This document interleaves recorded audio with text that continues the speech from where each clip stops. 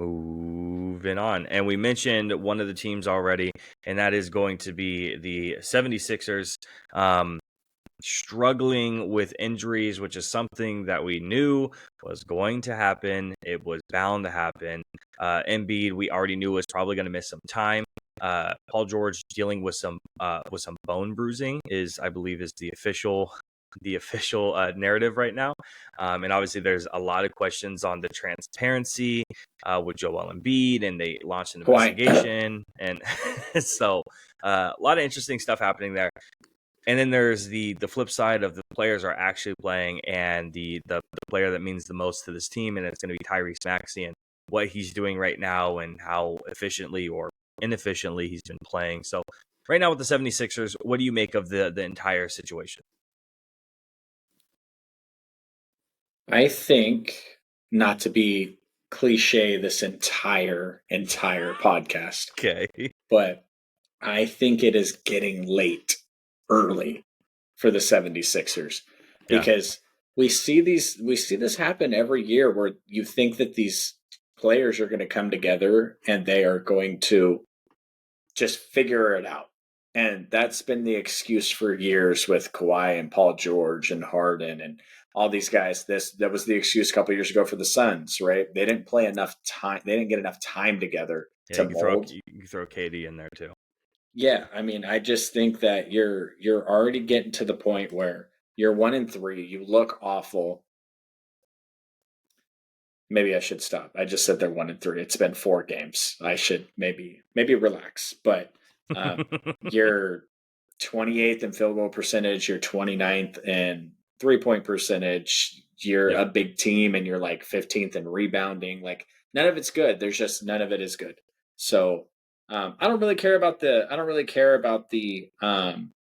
investigation into whatever they're doing with Embiid. Who cares? But Paul George is hurt again, and I don't know what to make of that because I'm not 100% sure you can take anything they say about injury at this point at face value. I think anyone's going to have a really tough time taking anything at face value.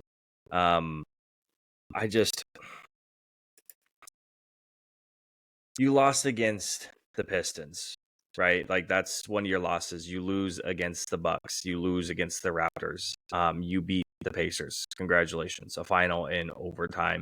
But the Bucks do not look good right now, and they beat you. The Raptors are not going to be a good team this year. They beat you. The Pistons are not going to be a good team this year, and they beat you. Tyrese Maxey is having to shoot like a historic amount of shots to start the season, at least historic amount for the 76ers individually. Just like you brought up, their bottom 4, bottom 5 in offensive rating. Their bottom 3 in field goal percentage. Their bottom 3 in rebounding percentage as well. Tyrese Maxey is averaging 31.5 points per game, attempting 28 shots with a 37.8% shooting rate. They've lost both their home games by 8 points or more.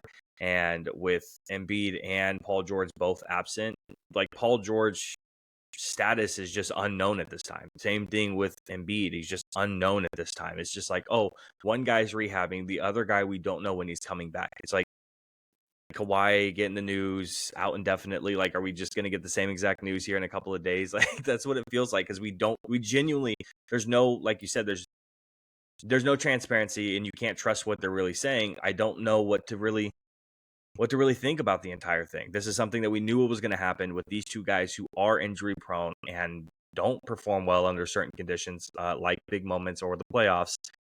And now they're out right at the beginning. And we know Tyrese can't carry this team, because as soon as Embiid went out last year, the entire 76ers team ended up plummeting from 3rd seed to play in.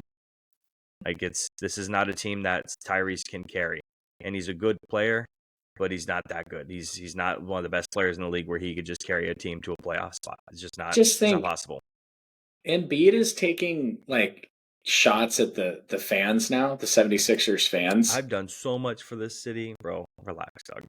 And then you got Charles Barkley taking shots at Embiid. Did you see what Barkley said? I didn't. He said, I got in shape and I played every game, every night for $2 million. $2 million.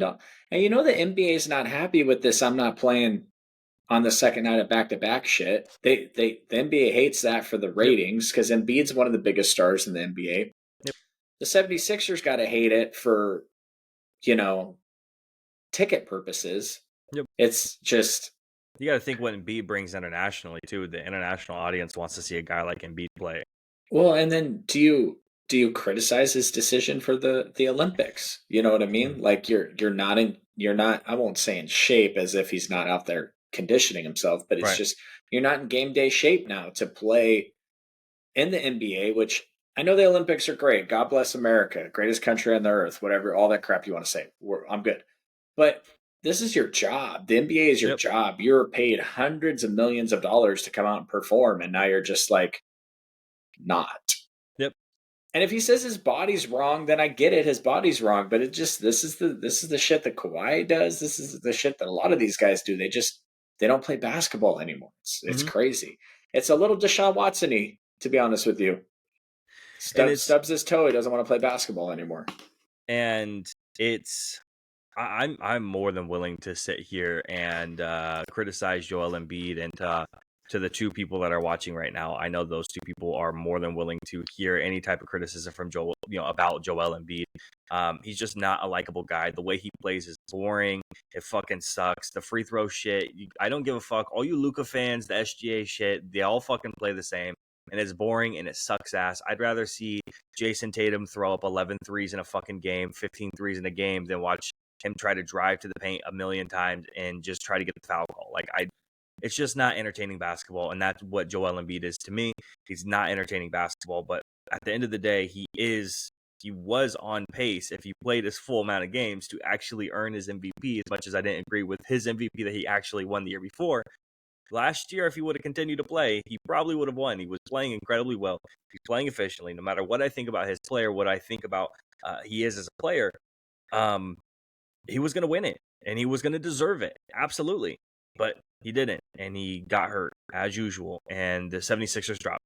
And this is going to be the entire story all year, and we're going to try not to talk about it 1.5 million times, but it's just going to be the story until he comes back and then gets hurt again, or they suck and they can't mesh.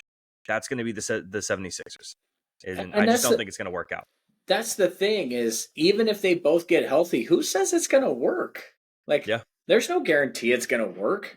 I mean, Paul George and Embiid on paper, that seems like that would work for each other. Yeah. Unlike, sometimes things don't work out. Like, Dame and Giannis. Yeah, you could say that again. Which I don't know how much of that is their fault. I have a lot to say about Doc on that one, so we can move on if you're done with the 76ers. I don't have much to say about the 76ers. It's so early. Their two best players are out, but Yep. It's getting late early. Like I said, if these guys can't get back and play meaningful basketball together, I'm afraid. Like, I think these dudes need 35 to 45 games together. I don't think that they can play. And I'm not saying Embiid's going to be out that long or Paul George is going to be out that long, but with load management and all this other stuff, like, you need to play 40 basketball games together to be ready for the playoffs. It's not going to work if they only and 40 in a row, not like 10 here, 10 here, 10. I don't think any of that's going to work. The teams that are consistently good every year gel together and build together, and you can't just hodgepodge it. Yep. At the towards the end when the playoffs are coming. You can't bring together James Harden, KD, and Kyrie and expect to be good, and only play 16 games together and expect to still be okay. You could try. Yeah, you could try, but you've only played 16 games together, and who knows how many games this team is going to end up playing. I totally forgot about that Nets team. Holy crap! Yeah, that's the first thing that popped in my mind, and I thought it was less than 20, but yeah, I just confirmed it. 16 games. They went 13-3 in that stretch, but 16 games. Yeah, Katie's big ass feet can't keep his foot behind the 3-point line to win a game. So that's on them, and then the Bucks go on to win a championship. So him and Isaiah Likely, they need smaller shoes.